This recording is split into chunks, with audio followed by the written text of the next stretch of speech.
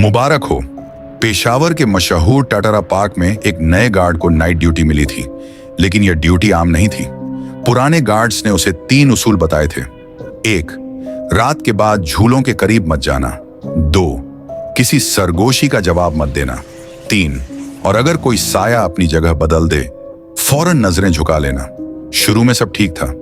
वह गार्ड बड़े इत्मीनान से चक्कर लगा रहा था, मगर आधी रात के करीब पार्क की खामोशी टूटने लगी। एक झूला खुद ब खुद हिलने लगा, जैसे कोई अनदेखे हाथ उसे धकेल रहे हों। गार्ड ने टॉर्च जलाई और रोशनी पड़ते ही झूला फौरन रुक गया। उसका दिल धड़का, लेकिन वह आगे बढ़ गया। फिर अचानक एक बच्चे की हंसी सुनाई दी, दूर से आहिस्ता आहिस्ता करीब आती हुई। वह रुक गया, लेकिन हंसी खामोशी में बदल गई और फिर सरगोशी बन गई। गार्ड, इधर आओ।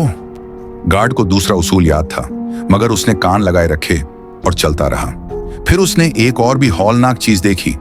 जमीन पर उसके अपने साये के साथ एक दूसरा साया भी हरकत कर रहा था, लेकिन वह साया उल्टी समत में हिल रहा था।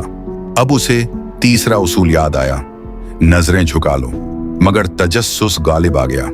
उसने नजरें झुकाने के बजाय ऊपर देखा, और वही उसकी आखिरी गलती साबित हुई।